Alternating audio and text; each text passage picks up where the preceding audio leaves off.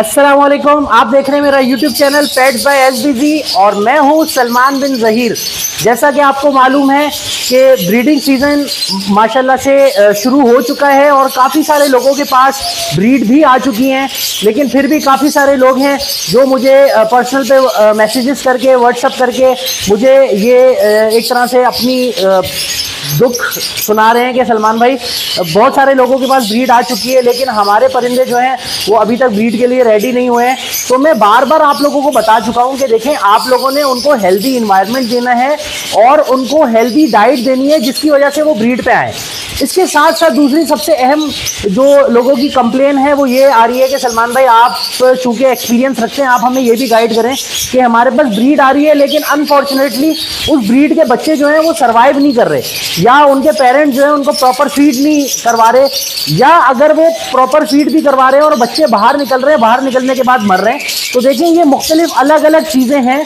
ये सारी चीज़ों को हम एक ही चीज़ से कंपेयर नहीं कर सकते, ये अलग अलग चीज़ें हैं। आपको इसको सबसे पहले समझना पड़ेगा।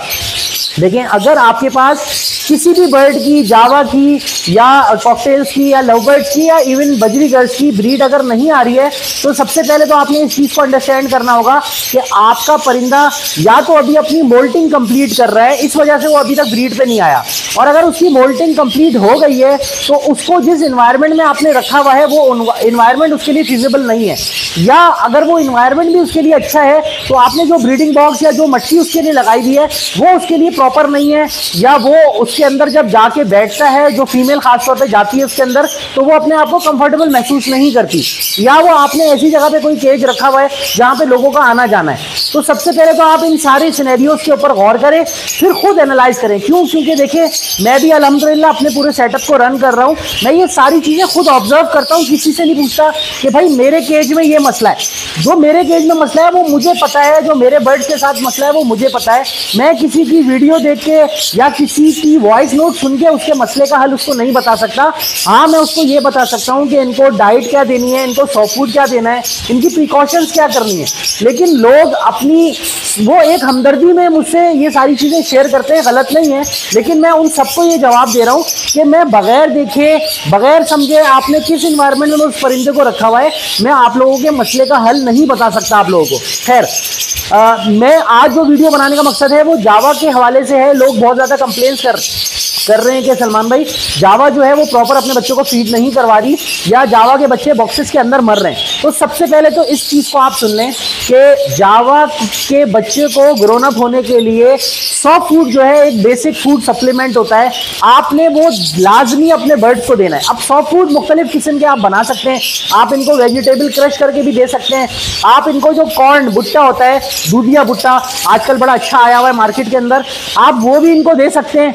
उसके साथ साथ अगर ये दोनों चीज़ें आप डेली बेसिस पे भुट्टा या वेजिटेबल्स नहीं ला सकते तो आप इनको डेली बेसिस पे, जिन पेरेंट्स के नीचे बच्चे आ चुके हैं या जिन्होंने अपने बच्चों की हैचिंग करवा ली है या बच्चे हैच हो गए हैं उन अंडों में से, आपने उनको सॉफ्ट फूड में एग फूड देना है डेली बेसिस पे। डेली आप सुबह इनको एग फूड देंगे। एग फूड देने का तरीका जो है वो मैं अपनी प्रीवियस वीडियोस में बता चुका हूं, लेकिन शॉर्टली आप लोगों को बता देता हूं। आपने बॉयल अंडा, जैसे हम लोग नॉर्मली अपने घर में बॉयल अंडा खाते हैं, आपने इस तरह अंडे बॉयल करने हैं अपने बर्ड्स के मुताबिक, उनकी रिक्वायरमेंट के मुताबिक। मेरे जो एक केज है उसके अंदर मैंने 2 पेयर्स लगाए हुए हैं, इसी तरह मेरे दूसरे केज के अंदर भी 2 पेयर हैं, और मेरे हर केज के अंदर 2-2 पेयर्स हैं। तो मैंने इनका जो रेशो रखा हुआ है वो इन बर्ड्स के हिसाब से रखा हुआ है।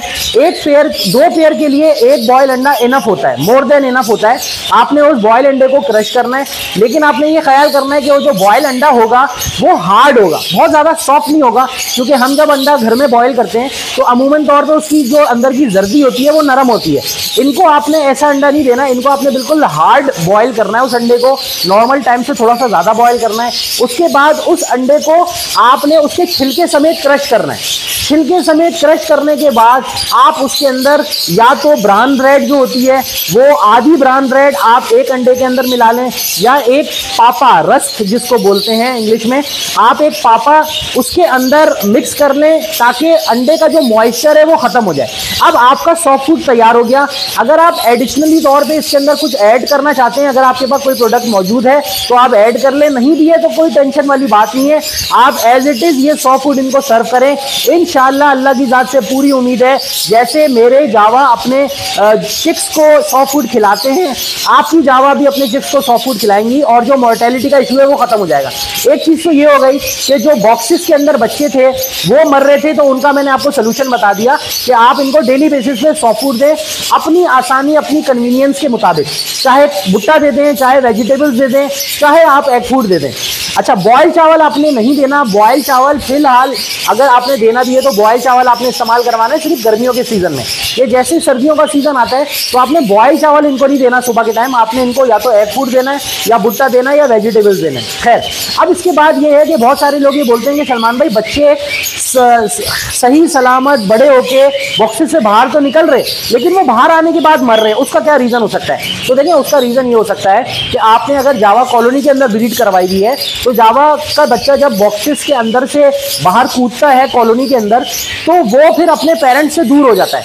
केजेस के अंदर तो वो अपने पेरेंट्स के करीब होता है, लेकिन जब वो कॉलोनी के अंदर बॉक्स से बाहर आता है तो वो अपने पेरेंट्स से दूर हो जाता है। तो most of the time parents जो है वो दूसरी लेइंग कर देते हैं, या जो मेल और फीमेल हैं वो अपनी नेस्ट के अंदर जाके नई नेस्टिंग करने लग जाते हैं और वो अपने बच्चों को भूल जाते हैं।